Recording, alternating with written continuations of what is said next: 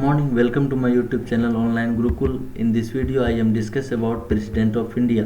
Basically इस session में हम भारत के राष्ट्रपति से संबंधित जो है 25 MCQs को कवर करेंगे, जो कि मोस्ट VVI क्वेश्चंस यहाँ पर एनालिसिस किए जाएंगे। अब क्वेश्चंस आता है भाई, भारतीय संविधान के अनुसार देश के प्रथम नागरिक कौन होते हैं? तो अकॉर्डिंग टू इंडियन कॉन्स्टिट्यूशन देश के प्रथम नागरिक के रूप में जाने जाते हैं राष्ट्रपति, ठीक। और हमारे कंट्री में यानी कि हमारे देश में भारत के हेड का दर्जा दिया गया है, इंडिया के हेड का दर्जा दिया गया है, और हमारे देश के एकता और अखंडता के सिंबल होते हैं कौन? राष्ट्रपति। अब अगर बात किया जाए तो हमने संसदीय प्रणाली अपनाई है, इसलिए राष्ट्रपति संवैधानिक अध्यक्ष होते हैं। वास्तविक कार्यपालिका शक्ति जो है मंत्रिमंडल में निहित होते हैं, यानी कि प्रधानमंत्री मंत्रिमंडल के अध्यक्ष के रूप में कार्य करते होते हैं। राष्ट्रपति लगभग ब्रिटेन के सम्राट जैसा वह कार्यपालिका का औपचारिक अध्यक्ष होते हैं। वास्तविक शक्तियां जो होती है यह प्रधानमंत्री में निहित होती है। नेक्स्ट क्वेश्चन है भाई, संघ की जो कार्यपालिका शक्ति होती है यह निहित होती है प्रधानमंत्री में, राष्ट्रपति में, मंत्रिपरिषद में, संसद में।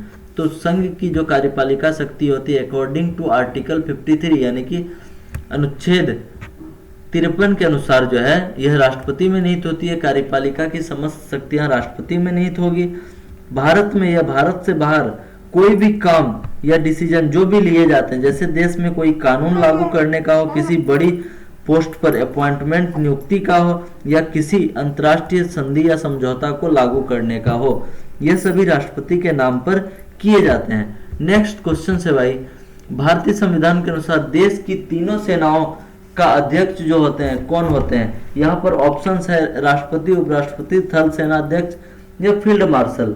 अगर बात किया जाए तो देश की तीनों सेनाओं के अध्यक्ष के रूप में यानी कि राष्ट्रपति भारत की सेना का सर्वोच्च सेनापति होता है, और जल, थल और वायु सेना के प्रमुखों की नियुक्ति कौन करते हैं? तो राष्ट्रपति करते हैं। संसद की अनुमति से वह किसी युद्ध की घोषणा या समाप्ति की घोषणा करता है। नेक्स्ट क्वेश्चन है भाई, एक व्यक्ति राष्ट्रपति पद के लिए अधिकतम कितनी बार निर्वाचित हो सकते हैं? अगर हमारे यहाँ इंडियन कॉन्स्टिट्यूशन की बात किया जाए, इंडियन कॉन्स्टिट्यूशन की बात किया जाए तो आर्टिकल 57 के अनुसार, जी आर्टिकल 57 के अनुसार अगर देखा जाए तो भारत का राष्ट्रपति एक से अधिक बार भी निर्वाचित हो सकते हैं। संविधान में कोई ऐसा जो है उपबंध नहीं है, प्रोविजन नहीं है कि राष्ट्रपति के पुनर्निर्वाचन पर जो प्रश्न चिन्ह लगा है। बट अगर अमेरिका की बात की जाए तो अमेरिका का राष्ट्रपति 2 बार से अधिक बार निर्वाचित नहीं हो सकता। राष्ट्रपति के चुनाव की अधिसूचना जो होती है वह चुनाव आयोग के द्वारा जारी किया जाता है। और अगर भारत में बात किया जाए तो डॉक्टर राजेंद्र प्रसाद 2 अवधि के लिए राष्ट्रपति चुने गए थे। राष्ट्रपति का निर्वाचन किस प्रकार से होता है? राष्ट्रपति का जो निर्वाचन होता है एक निर्वाचन मंडल के मेंबर के द्वारा किया जाता है, निर्वाचन मंडल के सदस्यों के द्वारा किया जाता है। जनता प्रत्यक्ष रूप से राष्ट्रपति के निर्वाचन में भागीदार नहीं होती, अर्थात जनता द्वारा निर्वाचन संबंधी कार्य जो है अप्रत्यक्ष रूप से उनके द्वारा चुने गए प्रतिनिधियों के द्वारा किए जाते हैं। क्यों? क्योंकि यहाँ हम देखते होते हैं आखिर निर्वाचन में भाग कौन कौन लेते हैं। तो जो लोकसभा के मेंबर हैं, जो राज्यसभा के मेंबर हैं, प्लस जो राज्य के विधानसभा के मेंबर MLA, प्लस अगर यूनियन टेरिटरी की बात की जाए यानी कि केंद्र शासित प्रदेश की बात की जाए तो दिल्ली प्लस पांडिचेरी विधानसभा के जो निर्वाचित सदस्य हैं ये सभी राष्ट्रपति के निर्वाचन में भाग लेंगे, राष्ट्रपति के निर्वाचन में भाग लेंगे। जो भी मनोनीत सदस्य हैं, लोकसभा में जो 2 मनोनीत सदस्य, राज्यसभा में 12 मनोनीत सदस्य, ये सभी राष्ट्रपति के निर्वाचन में भाग नहीं लेते हैं। और अगर देखा जाए तो हमारे द्वारा डायरेक्ट राष्ट्रपति के इलेक्शन में वोट नहीं डाला जाता है। कह सकते हैं कि राष्ट्रपति का निर्वाचन अप्रत्यक्ष रूप से संपन्न होता है। नेक्स्ट क्वेश्चन से भाई, राष्ट्रपति पद के चुनाव संबंधी विवाद को किसे निर्देशित किया जाता है? राष्ट्रपति पद के चुनाव संबंधी जो विवाद होते हैं वह उच्चतम न्यायालय, सर्वोच्च न्यायालय को निर्देशित किया जाता है आर्टिकल 71 के अनुसार, आर्टिकल 71 के अनुसार। और ऐसे विवादों का जो हल किया जाता है यह सर्वोच्च न्यायालय के द्वारा, और उनका जो फैसला होगा, डिसीजन होगा, वह अंतिम होता है। नेक्स्ट क्वेश्चन है भाई, राष्ट्रपति के चुनाव के लिए प्रस्तावक एवं अनुमोदकों की कम से कम कितनी संख्याएं होनी चाहिए? तो अगर बात किया जाए राष्ट्रपति के प्रस्तावक और अनुमोदकों की संख्या जो होनी चाहिए चुनाव के नामांकन के लिए उम्मीदवारों के लिए जो है कम से कम 50 प्रस्तावक और 50 अनुमोदक जो है होने चाहिए, अन्यथा वह अपनी उम्मीदवारी जो है खो देगा। नेक्स्ट क्वेश्चन है भाई, भारत का राष्ट्रपति निर्वाचित होने के लिए निम्नलिखित में कौन सी बात अयोग्यता मानी जाती है? यहाँ पर अयोग्यता शब्द जुड़ा हुआ है। भारत का नागरिक हो, यह योग्यता है। 35 वर्ष की आयु पूर्ण कर चुका हो, योग्यता है। लोकसभा का सदस्य निर्वाचित होने के लिए योग्य होनी चाहिए, योग्यता है। लेकिन कोई लाभ का पद ग्रहण किए हुए हो, यह गलत है। कोई लाभ के पद पर नहीं हो, यह हो जाएगा यहाँ पर। ठीक इस प्रकार हम देख सकते हैं कि राष्ट्रपति के पद के लिए जो योग्यताएं हैं, कोई व्यक्ति राष्ट्रपति तभी निर्वाचित होंगे जब भारत का नागरिक हो। मैं यहाँ मूल नागरिक की बात नहीं कर रहा हूँ या जन्मजात नागरिक की बात नहीं कर रहा हूँ, मूल नागरिक की बात नहीं कर रहा हूँ या जन्मजात नागरिक। अगर बात किया जाए इंडियन प्रेसिडेंट की, तो भारत के नागरिक होने चाहिए। और अमेरिकन प्रेसिडेंट की अगर बात किया जाए यानी कि अमेरिका में, तो भारत के यानी कि अमेरिका के जन्मजात नागरिक होने चाहिए। अमेरिका में ऐसा सिस्टम है कि वहाँ के जन्मजात नागरिक होने चाहिए, 35 वर्ष की आयु पूर्ण कर चुका हो और लोकसभा का सदस्य निर्वाचित होने के योग्य हो और किसी लाभ के पद पर ना हो। किसी संघ सरकार, राज्य सरकार या स्थानीय प्राधिकरण में कहीं भी किसी भी लाभ के पद पर ना हो। नेक्स्ट क्वेश्चन है भाई, किस अनुच्छेद के तहत राष्ट्रपति तथा उपराष्ट्रपति के निर्वाचन से संबंधित विवाद का निर्णय उच्चतम न्यायालय के द्वारा, तो आर्टिकल 71 जो अभी हम देखे हुए थे, और उच्चतम न्यायालय का निर्णय जो होता है वह अंतिम होता है। नेक्स्ट क्वेश्चन, भारत के राष्ट्रपति का चुनाव कितने वर्षों के लिए होता है? भारत के राष्ट्रपति का जो चुनाव होता है, इनका पद अवधि है यानी कि टर्म है, यह 5 वर्ष है। पद धारण करने की तिथि से 5 वर्ष तक। और अगर राष्ट्रपति अपनी पदावधि में किसी भी समय अपना त्यागपत्र देना चाहे तो उपराष्ट्रपति को त्यागपत्र दे सकते हैं। फिर उनके जगह पर जो कार्यवाहक राष्ट्रपति होंगे वो हो जाएंगे उपराष्ट्रपति। अब नेक्स्ट क्वेश्चन है भाई, भारत के राष्ट्रपति को पद से हटाने की जो प्रक्रिया है, इसे महाभियोग बोला जाता है। इसे महाभियोग, महा मतलब बड़ा, अभियोग, ठीक। और यह जो प्रक्रिया है, यह संसद के द्वारा जो है यहाँ महाभियोग लगाया जाता है, संसद के द्वारा महाभियोग लगाया जाता है। और अगर बात की जाए तो भारतीय संविधान के अनुच्छेद 61 में 61 में जो है इसका वर्णन किया गया है। अगर राष्ट्रपति द्वारा संविधान का अतिक्रमण किया जाता है तो संसद को यह शक्ति प्राप्त होती है कि वह महाभियोग की प्रक्रिया द्वारा राष्ट्रपति को हटा दे। महाभियोग संबंधी जो आरोप संसद के किसी भी सदन से लगाया जा सकता है, लेकिन शर्त यह होती है कि ऐसा करने के लिए 14 दिन पूर्व जो है राष्ट्रपति को नोटिस देना होता है, और यह नोटिस संसद की कुल संख्या के कम से कम 1/4 सदस्य द्वारा जो है अगर देखा जाए सिग्नेचर्ड होनी चाहिए। नेक्स्ट क्वेश्चन है भाई, संविधान के उल्लंघन के लिए राष्ट्रपति के विरुद्ध अभियोग कार्रवाई किसमें शुरू की जाती है? संसद के किसी भी सदन द्वारा, अभी हम देखे हुए थे। नेक्स्ट क्वेश्चन है, राष्ट्रपति पर महाभियोग का आरोप एक संकल्प के रूप में संसद के किसी भी सदन में लाया जाता है। यह कम से कम कितने दिन की लिखित सूचना के बाद प्रस्तुत किया जाना चाहिए? 14 दिन का समय, यानी कि 14 दिन के पूर्व सूचना यहाँ पर दिया जाता है। ठीक। अब नेक्स्ट क्वेश्चन है भाई, सदन में राष्ट्रपति के विरुद्ध जो महाभियोग प्रस्ताव पास करने के लिए कितने सदस्यों का समर्थन चाहिए होता है?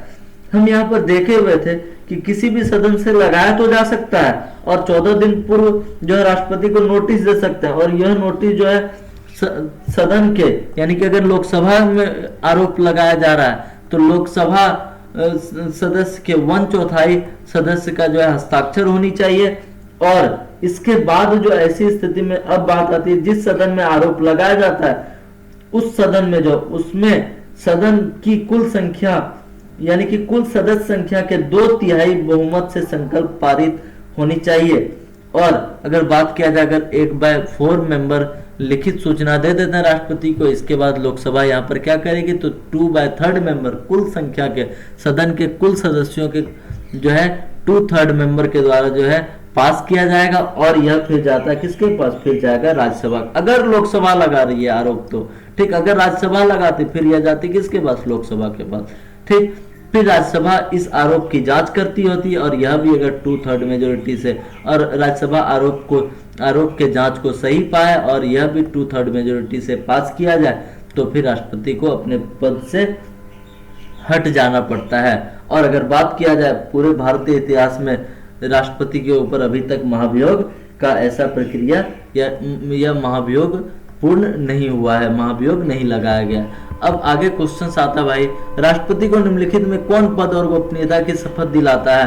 तो अगर बात किया जाए उच्चतम न्यायालय के मुख्य न्यायाधीश, भारत के मुख्य न्यायाधीश जो है राष्ट्रपति को पद की शपथ के द्वारा जो है पद की शपथ दिलाई जाती है। और यदि मुख्य न्यायाधीश नहीं है तो ऐसी स्थिति में जो है उच्चतम न्यायालय के या सर्वोच्च न्यायालय के वरिष्ठ न्यायाधीश जो सीनियर जज होते हैं, एक पैनल बना होता है भाई।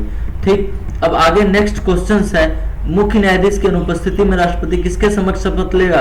तो सर्वोच्च न्यायालय के वरिष्ठ न्यायाधीश के समक्ष। अब नेक्स्ट क्वेश्चन है, यदि राष्ट्रपति और उपराष्ट्रपति दोनों देश से बाहर हो तो उनके कार्यभार को कौन ग्रहण करते होते हैं? तो सर्वोच्च न्यायालय के मुख्य न्यायाधीश के द्वारा उनके कार्यभार को जो है ग्रहण किए जाएंगे।